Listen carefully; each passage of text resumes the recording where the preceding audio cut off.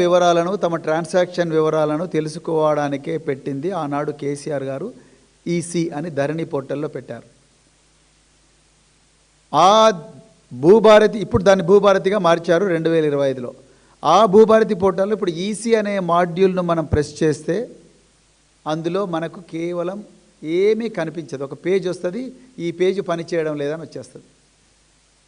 అంటే ప్రజలకు సంబంధించిన లక్షలాది ఎకరాల భూమిని, వాటి వివరాలను వాళ్లకు తెలియకుండా దాచిపెట్టారు ప్రభుత్వం. ఇది అత్యంత దుర్మార్గమైన చర్య. రాజ్యాంగం ప్రకారం భూమి కలిగి ఉండడం కూడా ఒక హక్కు, మానవ హక్కు. సుప్రీంకోర్టు చాలాసార్లు చెప్పింది, ప్రాథమిక హక్కు. ఈ మానవ హక్కును ఈరోజు తెలంగాణలో పొంగులేటి వారు, రేవంత్ రెడ్డి గారు ఇద్దరూ కలిసి ఘోరంగా ప్రజలందరి ముందరనే కాలరాస్తా ఉన్నారు. ఇది వాస్తవం. మరి ఈ ధరణి పోర్టల్ తెలంగాణ తొలి ముఖ్యమంత్రి కేసీఆర్ గారు ఎందుకు తీసుకొచ్చారు? రైతులకు అనాదిగా క్షేత్రస్థాయిలో జరుగుతున్న తీవ్ర ఇబ్బందులను దృష్టిలో పెట్టుకొని, ఎన్నో అవకతవకలు క్షేత్రస్థాయిలో దొరుకుతుంటే రైతులకు ఎంతో కష్టాలు అవుతుంటే, ఆ కష్టాల నుంచి రైతులను విముక్తి చేయడం కోసం ధరణి పోర్టల్ అక్టోబర్ 2020లో దాన్ని ప్రారంభించారు. మంచి రెప్యుటేషన్ ఉన్న సంస్థకు దాన్ని అప్పగించారు. అప్పటి వరకు ఏం కాలేదు. ఎప్పుడైతే కాంగ్రెసు నాయకులు ప్రజల మీద అబద్ధపు హామీలు అమ్మి వాళ్ళ మీద చల్లి, వాళ్ళు ఎప్పుడైతే డిసెంబర్ 23లో అధికారంలోకి వచ్చినరో, ఆ డిసెంబర్ 23లో అధికారంలోకి వచ్చిన తర్వాత ఆనాడు ఏమన్నారు? ప్రజలకు సంబంధించిన ఆస్తుల చిట్టానంతా కూడా ప్రైవేటు కంపెనీ చేతిలో పెడతారా అన్నారు. ఇలా వీళ్ళు ఏం చేసినరా అంటే డైరెక్ట్గా వీళ్ళ అధికారం అప్పటి వరకు బాగుంది. 2023 డిసెంబర్లో వీళ్ళు ఎప్పుడైతే అధికారంలో తీసుకున్నారో, ఒక ప్లాన్ ప్రకారం రేవంత్ రెడ్డి గారేమో మున్సిపల్ మరియు అర్బన్ శాఖ మంత్రిగా పదవీ స్వీకార ప్రమాణం చేశారు. విద్యాశాఖ తీసుకున్నారు, హోమ్ మినిస్ట్రీ వారు తీసుకున్నారు. మరోవైపు పొంగులేటి గారు ఆయన రెవెన్యూ శాఖ తీసుకున్నారు, సమాచార పౌర సంబంధాల శాఖ తీసుకున్నారు. చూడండి ఎంత క్లెవర్గా తీసుకున్నారు. నాకేమైనా అయితే నువ్వు కాపాడు, నీకేమన్నా అయితే నేను కాపాడుతా. నువ్వు రెవెన్యూ డిపార్ట్మెంట్లో ఏమైనా అక్రమాలు చేస్తే పోలీసు వాళ్ళను నేను జాగ్రత్తగా చూసుకోండి, నీ మీద ఏం కేసులు లేకుండా నేను చూస్తా. ఇక పొంగులేటి రేవంత్ రెడ్డితో నేను చెప్తా ఉన్నాడు, చూడయ్యా నీ మీద ఏమన్నా నెగిటివ్ వస్తే సమాచార పౌర సంబంధాల శాఖ నా దగ్గరే ఉన్నది, ఆ ఇన్ఫర్మేషన్ ప్రజలకు తెలియకుండా నేను చూస్తాను, నీకేమైనా భూములు కావాలంటే నేను హెల్ప్ చేస్తాను అన్న కాడికి వచ్చింది. కాబట్టి ఇవాళ 22,000 అక్రమాలు జరిగినట్టుగా మరి టైమ్స్ ఆఫ్ ఇండియా పత్రిక చెప్పింది. చాలా క్లియర్గా టైమ్స్ ఆఫ్ ఇండియా చాలా క్లియర్గా రాసింది. 22,000 భూముల విషయంలో ఇన్ని అక్రమాలు జరిగినాయి. నిజానికి రూల్ 4 ఆఫ్ ఆర్ఓఆర్ అంటే రికార్డ్ ఆఫ్ రైట్స్ రూల్స్ ఏం చెప్తున్నాయా అంటే, రూల్ 4 ఏం చెప్తుందంటే, ఏ భూమికి సంబంధించిన బదలాయింపు జరగాలన్నా భూమి ఓనర్స్ ఎవరైతే ఉన్నారో వాళ్ళకు నోటీస్ ఇవ్వాలి, వాళ్ళకు ముందస్తు సమాచారం ఇవ్వాలి, కొనుక్కునే వాళ్ళకు కూడా ముందస్తు సమాచారం ఇవ్వాలి. వాళ్ళిద్దరూ సిగ్నేచర్ పెడితే తప్ప భూమి బదలాయింపు క్లియర్గా జరగదు. ఇది ఫండమెంటల్ రూల్, గోల్డెన్ రూల్. ఈ రూల్ను పొంగులేటి శ్రీనివాసరెడ్డి గారి నాయకత్వంలో నడుస్తున్న ఈ రెవెన్యూ శాఖ ఓపెన్గా ఉల్లంఘించింది. 22,000 ట్రాన్సాక్షన్ జరిగినాయి. అయ్యా రెవెన్యూ మంత్రి గారు, మీరు ప్రతిసారి ధరణి పోర్టల్ అని మీడియా వాళ్ళకి లీకులు ఇచ్చి ఇప్పటికి కూడా ధరణి అనే రాయిస్తున్నారు. ఇది నిన్నగాక మొన్న ఈనాడులో వచ్చిన వార్త. నిజానికి మీరు 2024లోనే మీరు ధరణి కాదు, మేము భూభారతి అని పేరు మారుస్తామని భూభారతి అన్నారు. భూభారతి తర్వాత ఇవన్నీ కూడా మీ కంట్రోల్లోనే ఉన్నాయి. ఇది మీరు ప్రజలకు చెప్పడం లేదు. ఇక్కడ చూడండి, పోర్టల్లో దొంగలు పడ్డారు అని ఒక మరో న్యూస్ రాయించారు మీరు. నిజంగా దొంగలు ఎవరు?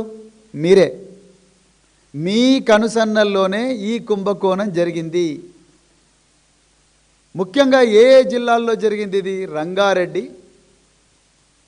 మేడ్చల్, మల్కాజ్గిరి, అదేవిధంగా సంగారెడ్డి, సిరిసిల్ల, సిద్దిపేట, అంటే హైదరాబాదు చుట్టుపక్కల యాదాద్రి భువనగిరి, ఈ హైదరాబాదు చుట్టుపక్కల ఏవైతే ఖరీదైన భూములు ఉన్నాయో ఈ ఖరీదైన భూముల దగ్గరే ఇదంతా కూడా జరిగింది.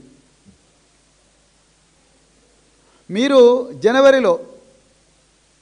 జనవరిలో ఒక కుంభకోణం బయటపడ్డది.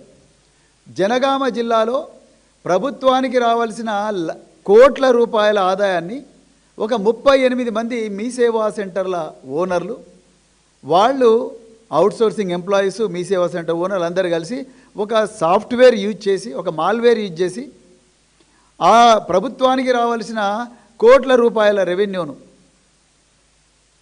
వాళ్ళందరూ కూడా తీసుకొని రైతుకు మాత్రం 10,000 రూపాయలని చూపించి, 6 లక్షల రూపాయలని చూపించి, వీళ్ళు ప్రభుత్వానికి మాత్రం కేవలం 1 రూపాయి మాత్రమే కట్టారు.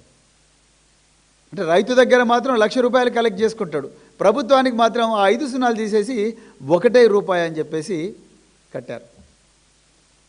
ఆనాడు ఈ భూభారతి కుంభకోణం బయటపడ్డది. ఆనాడు ప్రెస్ మీట్ పెట్టిండు పొంగులేటి శ్రీనివాసరెడ్డి గారు. ఆయన చాలా తేలికగా చెప్పారు, ఇది చాలా చిన్నది, ప్రభుత్వాలు ప్రతిపక్ష పార్టీలు మాట్లాడుతున్నట్టుగా ఇది 1,000 కోట్ల కుంభకోణం కాదండి, కేవలం 3,95,00,000 కుంభకోణం మాత్రమే అని చెప్పి జనవరి 2026లో చెప్పారు గౌరవ మంత్రి గారు. జనవరి, ఫిబ్రవరి, మార్చి, ఏప్రిల్, మే, జూన్, జూలై నెలలో ఉన్నాం. అంటే దాదాపుగా 6 నెలలు అయిపోయింది, 7వ నెలలో ఉన్నాం మనం. జనవరిలో ఆనాడు గౌరవ రెవెన్యూ మంత్రి గారు ఏమన్నారు, మేము పెద్ద ఎత్తున విచారణకు ఆదేశించాం, ఈ అక్రమాలు జరగకుండా చూస్తాం, ప్రతిపక్ష పార్టీలు మా మీద అంటున్నట్టుగా 1,000 కోట్ల కుంభకోణం కాదు, 3,95,00,000 మాత్రమే అని అన్నారు.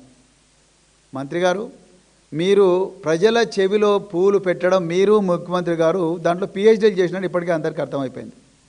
ఇప్పుడు నేను చెప్తా, నా దగ్గర ఈ ఆధారం ఉన్నది. మీరు 2025లో మీరు చెప్పారుగా, మేము ఫోరెన్సిక్ ఆడిట్ అంతా కూడా చేస్తున్నాము, మేము ఎక్కడెక్కడ అక్రమాలు జరిగినా అవన్నీ తీస్తున్నాం అంటున్నారు కదా. 2024 నుంచి 2026 జనవరి నెల, జూన్ నెల వరకు కూడా కంటిన్యూస్గా మీకు మీ హయాంలో నడుస్తున్న ఎన్నో మాఫియా గ్యాంగులు ఈ పని చేస్తూనే ఉన్నాయి. నేను ఉదాహరణకు ఒకటి చెప్తా. జూన్ నెల 20వ తారీఖు 2026 సంవత్సరంలో షేరిలింగంపల్లి మండలంలో కాజాగూడ అనే గ్రామంలో సర్వే నెంబరు 20లో 13 గుంటల భూమిని సాస్ ఇన్ఫ్రా అనే కంపెనీకి బదలాయించారు. 13 గుంటల భూమిని సాస్ ఇన్ఫ్రా అనే కంపెనీకి బదలాయించారు. ఇది షేర్లింగంపల్లి ఎంఆర్ఓ ఆఫీసులో జరిగింది. 19వ తారీఖు నాడు ఇదే షేర్లింగంపల్లిలో కాజాగూడ అనే గ్రామంలో 3 ఎకరాల 16 గుంటలైతే దాదాపుగా 1.5 ఎకరాన్ని మళ్ళీ ఆ సాస్ ఇన్ఫ్రా కంపెనీకి బదలాయించారు. ఎంఆర్ఓకు తెలియదు ఈ విషయం, ఆర్డీఓ గారికి తెలియదు, జిల్లా కలెక్టర్ గారికి తెలియదు. మరి ఎవరు చేసినట్టు? సీసీఎల్ఏ ఆయన ఎవరో కూడా మనకు తెలియదు. మరి ఎవరు చేసినట్టు? నిజానికి ఇంత విలువైన పోర్టల్, కోట్లాది లక్షల విలువైన ఈ భూముల వివరాలు ఉండే ఈ భూభారతి పోర్టల్ ఇప్పుడు ఎన్ఐసి కంట్రోల్లో పెట్టారు. మీరు నేషనల్ ఇన్ఫర్మాటిక్స్ సెంటర్ అంటే గౌరవ దేశ ప్రధానమంత్రి పర్సనల్ వెబ్సైట్ను ఏ సంస్థ అయితే మెయింటైన్ చేస్తుందో, ఎక్కడెక్కడైతే అత్యంత రక్షణ ఉన్న డిపార్ట్మెంట్ల యొక్క వెబ్సైట్లను ఏ సంస్థ అయితే మేనేజ్ చేస్తుందో, ఎన్నో లక్షల కోట్ల విలువైన డేటాను ఏ సంస్థ అయితే మేనేజ్ చేస్తుందో ఆ సంస్థకు మీరిచ్చి చేతులు దులుపుకున్నారు. ఆ సంస్థ వాళ్ళు ఏమంటున్నారు, మాకేం తెలియదు, రెవెన్యూ డిపార్ట్మెంట్ మాకేం చెప్తే మేము చేస్తాం, వాళ్ళ ఇన్ఫర్మేషన్ మాత్రమే మేము దాచుకుంటాం, అంతే తప్ప వీటిలో ఎవరి దగ్గర తాళం చేతుందని మనకు తెలియదు. మరి ఎంఆర్ఓ దగ్గర నాకు తెలియదని ఆయన రిపోర్ట్ ఇస్తున్నాడు, ఆర్డీఓ నాకేం తెలియదు అంటున్నాడు, కలెక్టరు నాకు తెలియకుండానే ఇది జరిగింది మొర్రో అని చెప్పి ఆయన సీసీఎల్ఏ కంటే చీఫ్ కమిషనర్ ఆఫ్ ల్యాండ్ అడ్మినిస్ట్రేషన్కు లెటర్ రాస్తూ ఉన్నాడు. మరి ఈ విషయం చీఫ్ కమిషనర్ ల్యాండ్ అడ్మినిస్ట్రేషన్కు తెలుసా? లేకపోతే మరి రెవెన్యూ శాఖ మంత్రి అయినా మీకే తెలవాలి, ఎందుకంటే మీరే ఎగ్జిక్యూటివ్ హెడ్. ఈ ప్రభుత్వంలో రెవెన్యూ వ్యవహారాలన్నీ చూసేది మీరే, మరి మీకే కదా తెలవాలి పొంగులేటి గారు. ప్రతిరోజు కూడా ఈ భూభారతి పోర్టల్లో ఎన్ని ట్రాన్సాక్షన్స్ జరిగినాయి, ప్రతిరోజు కూడా రిజిస్ట్రేషన్ స్టాంప్స్ అండ్ రిజిస్ట్రేషన్లో ఎన్ని ట్రాన్సాక్షన్ జరిగినాయి, ఆ report IG commissioner stamps and registration ద్వారా, అదేవిధంగా కమిషనర్ ల్యాండ్ అడ్మినిస్ట్రేషన్ ద్వారా, వాళ్ళిద్దరి ద్వారా మీ ప్రిన్సిపల్ సెక్రటరీ రెవెన్యూకు రిపోర్ట్ వచ్చి ఆ రిపోర్టు ప్రతిరోజు కూడా మీ దగ్గరికి వస్తుంది. ఇది వాస్తవం. మరి రెవెన్యూ ఎందుకు తగ్గింది అని మీరు ఎప్పుడు అడగలేదు. మనం సెక్యూరిటీ ఆడిట్, ఫోరెన్సిక్ ఆడిట్ చేసి ఆనాడు జనగామలో ఒక కుంభకోణం జరిగింది, ఆ కుంభకోణం తాలూకు ఏమైంది అని మీరు ఎప్పుడు అడగలేదు. యథావిధిగా మీ బంధువులకు, మీ దోస్తులకు, వీళ్ళందరికీ కూడా, మీకు తెలిసిన వాళ్ళందరికీ కూడా ఈ గ్యాంగులు ఆ కీ తీసుకొని వెనక నుంచి సాఫ్ట్వేర్ నుంచే మొత్తం కూడా చేంజ్ చేశారు.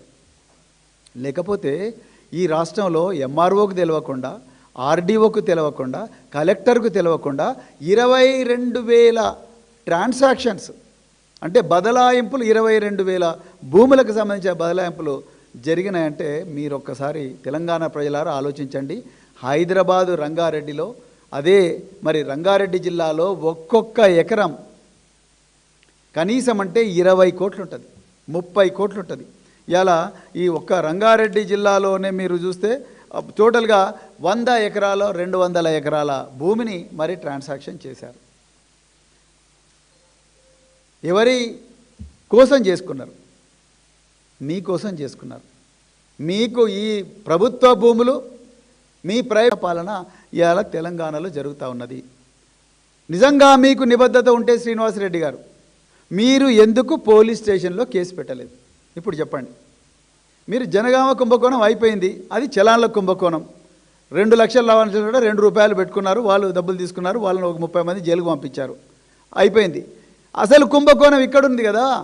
ఈ 10,000 కోట్ల కుంభకోణానికి సంబంధించి మీరు ఎక్కడైనా పోలీస్ స్టేషన్లో దరఖాస్తు ఇచ్చారా? ఇంతవరకు ఒక్క కేసు కూడా రిజిస్టర్ కాలేదు. ఎవరినైనా అదుపులోకి తీసుకున్నారా? తీసుకోలేదు. ఎందుకంటే ఇదంతా మీకు తెలిసే జరుగుతుంది కాబట్టి. అదే మేము తెలంగాణ ప్రజలకు చెప్పాలనుకున్నాం. ఇదంతా మీకు తెలిసే జరుగుతుంది, మీరు చూసి చూడనట్టు పొమ్మని అధికారులకు చెప్పిండ్రు కాబట్టే ఇవాళ ఏమీ జరగడం లేదు. గ్రౌండ్లో ప్రజల భూములని కోల్పోతూ ఉన్నారు.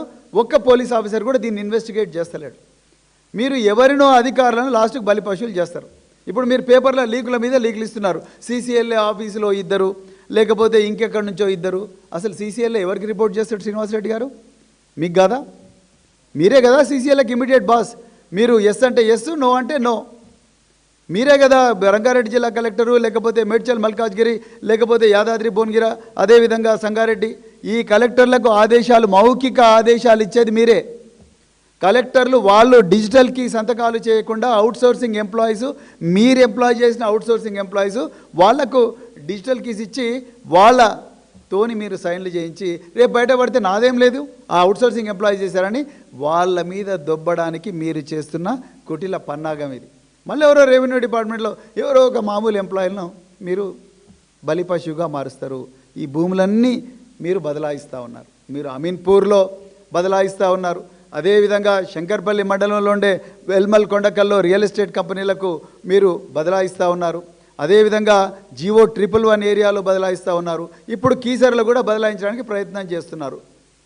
నిజానికి ఒక డిపార్ట్మెంట్లో మెడకాయ మీద తలకాయ ఉన్న ఏ మంత్రి అయినా కూడా ఏం చేస్తాడు? ఎంఆర్ఓలను ఆర్డీఓలుగా, ఆర్డీఓలను డిఆర్ఓలుగా, డిఆర్ఓలను మరి అదనపు కలెక్టర్లుగా అట్లా రూల్ ప్రకారం ప్రమోషన్ ఇచ్చుకుంటూ పోతాడు. కానీ పొంగులేటి గారు మీ పాలనలో ఎంఆర్ఓలు డైరెక్ట్గా ఆర్డీఓలు అయిపోయినారు. ఆర్డీఓ పోస్ట్ ఉంటుంది, ప్రమోషన్ ఇవ్వరు, ఎంఆర్ఓ ఉంటాడు, డైరెక్ట్గా ఆర్డీఓ కూర్చుంటాడు. మీరు కీసర్లో పెట్టింది ఎవరిని? కీసర్లో పెట్టింది మీరు ఎంఆర్ఓని తీసుకొచ్చి ఆర్డీఓ సీట్లో కూర్చోబెట్టినరు. కొన్ని చోట్ల ఎంఆర్ఓలే డైరెక్ట్ డిఆర్ఓలు అయిపోయినారు.